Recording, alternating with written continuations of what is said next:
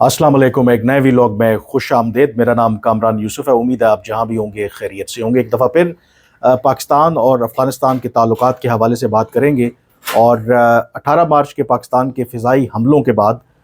यकीनी तौर पर अपैरेंटली अभी तक तो मामलात आप कह सकते हैं कि उस तरीके से एस्केलेट नहीं हुए, लेकिन आज फिर जो डेरा इस्माइल खान टांक रोड के ऊपर ख़ुदकुश हमला हुआ है, जिसके नतीजे में कम से कम 2 जो पाकिस्तानी जवान हैं वो शहीद हुए हैं। इसका मतलब ये है कि ये सिलसिला जो है वो रुकने वाला नहीं है। अब ये जो टांक में वाक़या हुआ है, एक फ़ौजी जो कन्वॉय है उस पर जो ख़ुदकुश हमला आवर है उसने अपनी गाड़ी जो टकराई है, जिसके नतीजे में 2 जो पाकिस्तानी जवान शहीद हुए हैं और 22 के करीब ज़ख्मी हुए हैं। अब इसमें यकीनी तौर पर पाकिस्तान का ये मौक़िफ़ रहा है कि जो दहशतगर्दी के वाक़यात में इज़ाफ़ा हुआ है पाकिस्तान में, उसकी सबसे बड़ी वजह अफ़गानिस्तान के अंदर जो कलअदम तहरीक-ए-तालिबान पाकिस्तान या इससे जुड़े जो दूसरे ग्रुप हों, वो बेशक हाफ़िज़ गुल बहादुर हो या फिर जमात-उल-अहरार हो या इस तरह के जो ग्रोह हैं,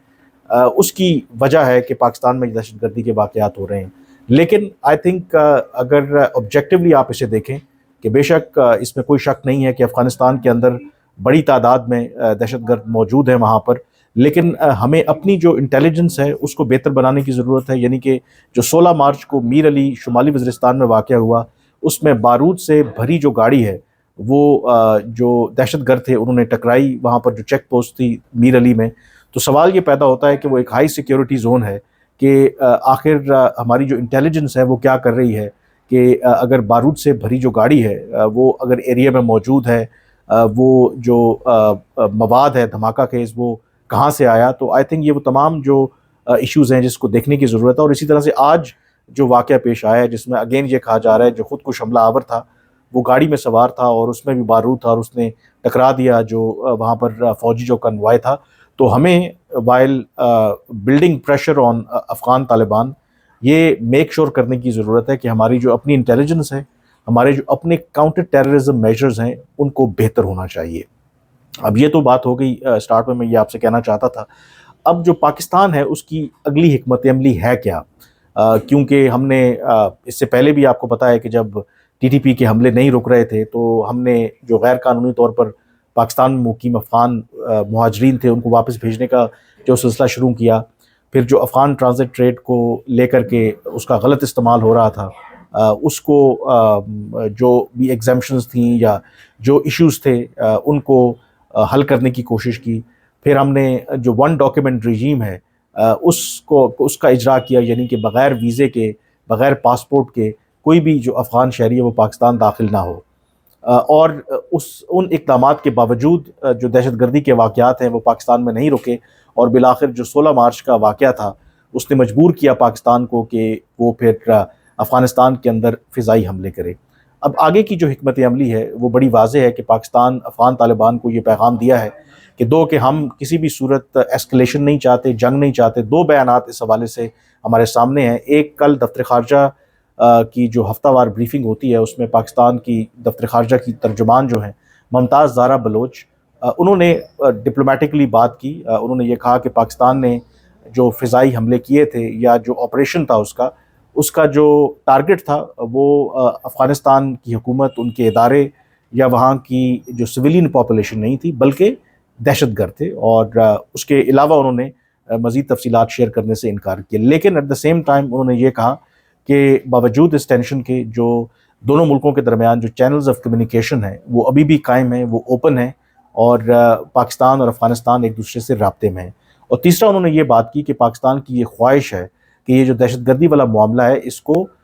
एक मुश्तरका कोशिशों के ज़रिए हल किया जाए। अब ये बयान था। दूसरा हमने बयान देखा वज़ीर दिफ़ा की तरफ से ख्वाजा आसिफ ने दिया, और ख्वाजा आसिफ ने वॉइस ऑफ अमेरिका को एक इंटरव्यू दिया और उसमें उन्होंने ये कहा कि पाकिस्तान अफ़गानिस्तान के साथ बिल्कुल भी कोई फ़ौजी तनाज़ा नहीं चाहता, बल्कि उसका जो पहली तरजीह है वो है मुज़ाकरात के ज़रिए मामलात को हल किया जाए और जो ऑप्शन है ताकत के इस्तेमाल का वो एज़ अ लास्ट रिज़ोर्ट है। But at the same time उन्होंने ये कहा कि अगर पाकिस्तान में दहशतगर्दी के ये वाक़यात जारी रहेंगे, अगर दोबारा पाकिस्तान के ऊपर कोई हमला होता है और उसका जो लिंक है वो अफ़गानिस्तान से मिलता है, तो फिर पाकिस्तान यकीनी तौर पर अपने दिफा के लिए कार्रवाई करेगा अफ़गानिस्तान के अंदर। तो इसका मतलब है कि मुस्तकबिल में भी اس طرح کے جو واقعات ہیں یا جو ایئر اسٹرائکس ہیں یا کراس بارڈر اٹیکس ہیں ان کو پاکستان کے وزیر دفاع نے رول آؤٹ نہیں کیا. لیکن اس میں جو سب سے اہم پہلو ہے، جیسے میں نے شروع میں کہا کہ پاکستان نے ایسے کئی اقدامات پچھلے سال لیے تھے کہ افغان طالبان کو مجبور کیا جائے کہ وہ TTP کے خلاف کارروائی کریں، وہ انڈاکیومنٹڈ افغانس کو واپس بھیجنے کا سلسلہ ہو، افغان ٹرانزٹ ٹریڈ کا جو غلط استعمال ہے اس کی روک تھام ہو، ون ڈاکیومنٹ رجیم کا اطلاق ہو. اور اب جو پاکستان ممکنہ طور پر جو ایک اور لیوریج استعمال کر سکتا ہے اور افغان طالبان کو مجبور کرنے کے لیے، وہ پاکستان یہ تیاری کر رہا ہے کہ اگر افغانستان کوئی مؤثر کارروائی نہیں کرتا TTP اور اس سے جڑے جو دوسرے گروہ ہیں، تو پھر پاکستان نے جو افغان ٹرانزٹ ٹریڈ کے تحت اگریمنٹ کے تحت جو افغانستان کو ایک فیسلٹی دے رکھی ہے کہ وہ پاکستان کے رستے جو تجارت کرتے ہیں بھارت کے ساتھ، اس کو پھر پاکستان جو ہے اس کوریڈور کو بلاک کر دے گا. اور اس سلسلے میں وزیر دفاع خواجہ آصف نے واضح طور پر کہا کہ اگر افغان طالبان اور افغانستان ہمیں اپنا دشمن سمجھتے ہیں تو پھر ایک دشمن کو ہم اس طرح کی راہداری کیوں دیں کہ وہ بھارت کے ساتھ تجارت کرے. تو اس کا تھوڑا بیک گراؤنڈ بھی بتانا آپ کو ضروری ہے کہ ایک تو پاکستان اور جو افغانستان کے درمیان 1965 کا ایک ٹرانزٹ ٹریڈ اگریمنٹ تھا. اب وہ اگریمنٹ کیوں تھا؟ کیونکہ افغانستان ایک لینڈ لاکڈ کنٹری ہے، یعنی کہ ان کے پاس کوئی بندرگاہ نہیں ہے. تو جو ایسے ممالک ہوتے ہیں تو ان کو اپنے جو پڑوسی ممالک ہیں ان کے اوپر انحصار کرنا پڑتا ہے، جو دنیا کے ساتھ وہ تجارت کرتے ہیں، امپورٹ ایکسپورٹ کرتے ہیں. اور پاکستان کے ساتھ کیونکہ 2600 کلومیٹر طویل ایک بارڈر لگتا ہے افغانستان کا، اور جو بیشتر جو تجارت افغانستان کرتا رہا ہے دنیا کے ساتھ، وہ بے شک کراچی کی پورٹ ہو، پورٹ قاسم ہو، یا پھر اب جو گوادر پورٹ ہے، تو وہ ان جو پاکستان کی بندرگاہیں ہیں ان کو استعمال کرتے ہوئے دنیا کے ساتھ تجارت کرتا ہے. 2010 میں اس معاہدے کو رینیو کیا گیا اور اس میں کچھ ترامیم کی گئیں، کیونکہ جو 1965 کا افغان ٹرانزٹ ٹریڈ اگریمنٹ تھا وہ پرانا ہو چکا تھا. اور اس میں ایک چیز اس میں ایڈ کی گئی کہ کہ پاکستان اور بھارت کے جو تعلقات ہیں، آپ کو پتہ ہے کہ اپس اینڈ ڈاؤنز رہتے ہیں، تو افغانستان کو پاکستان نے یہ اجازت دی کہ وہ کم از کم جو ایکسپورٹس ہیں وہ پاکستان کے رستے تھرو واگا کر سکتا ہے. یعنی کہ جو افغانستان اگر کوئی چیز بھجوانا چاہے یا بیچنا چاہے بھارت کو تو وہ تھرو واگا بارڈر کر سکتا ہے. لیکن یہ صرف ون وے تھا. بھارت کو یہ اجازت نہیں ہے کہ وہ پاکستان کا یہ رستہ استعمال کرتے ہوئے افغانستان یا بیونڈ سینٹرل ایشیا کے تجارت کرے. تو اس کا کوئڈ پرو کو یہ تھا، یعنی کہ ان ریٹرن افغانستان نے پاکستان کو یہ اجازت دی کہ وہ افغانستان کا رستہ استعمال کرتے ہوئے سینٹرل ایشین سٹیٹس کے ساتھ تجارت کرے. اب جو تعلقات ہمارے کشیدہ ہو رہے ہیں تو اس کے نتیجے میں اب پاکستان نے یہ فیصلہ کیا ہے کہ اگر ابھی بھی یہ دہشت گردی کے واقعات نہیں رکتے تو پھر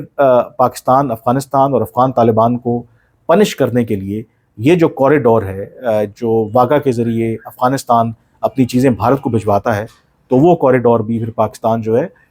وہ بند کر دے گا. اب کیا پاکستان ایسا کر سکتا ہے؟ کیونکہ جب افغانستان ایک لینڈ لاکڈ کنٹری ہے تو انٹرنیشنل ٹریٹیز بھی ہیں، ورلڈ ٹریڈ آرگنائزیشن کی بھی کچھ پروٹوکولز ہیں کہ آپ انڈر اوبلیگیشن ہے، انٹرنیشنل لا ہے کہ جو لینڈ لاکڈ کنٹریز ہوتے ہیں، جو ان کے پڑوسی ممالک ہیں، یہ ان کا کام ہے کہ ان کو ہر صورت وہ فیسیلیٹیٹ کریں دنیا کے ساتھ تجارت کرنے میں. کیونکہ اگر ایسا نہیں ہوتا تو پھر تو جو ملک لینڈ لاکڈ ہے وہ تو باہر کی دنیا کے ساتھ تجارت کر ہی نہیں سکتا. تو اگر پاکستان اس طرح کا کوئی سٹیپ لیتا ہے تو اس کی کیا امپلیکیشنز ہوں گی؟ اور وہ جو 2010 کا اگریمنٹ ہے کہ اس کی میعاد تو اب مطلب اس میں مزید تبدیلی کی ضرورت بھی ہے، لیکن کیونکہ حالات اس نوعیت کے ہیں تو اب ہر سال اس افغان ٹرانزٹ ٹریڈ جو اگریمنٹ ہے اس کو رینیو کیا جاتا ہے، اور کوئی نیا معاہدہ جو ہے گیون جو کرنٹ جو صورتحال ہے اس کو سامنے رکھتے ہوئے ابھی تک نہیں ہوا. تو یہ پاکستان اب اپنا جو پتہ ہے وہ کھیلنے جا رہا ہے. اور دوسرا اگین اس پر میں ڈیٹیل میں بعد میں بھی بات کروں گا کہ رمضان المبارک کے بعد، عید کے بعد پاکستان پلان کر رہا ہے کہ ایک اور جو ڈرائیو ہے اگینسٹ انڈاکیومنٹڈ افغانز اس کو شروع کرنے کی تیاری کر رہا ہے. اور یہ تمام جو اقدامات ہیں وہ ان کا مقصد ایک ہے کہ افغان طالبان کو مجبور کیا جائے کہ وہ TTP کے خلاف مؤثر کارروائی کریں. اب کیا افغان طالبان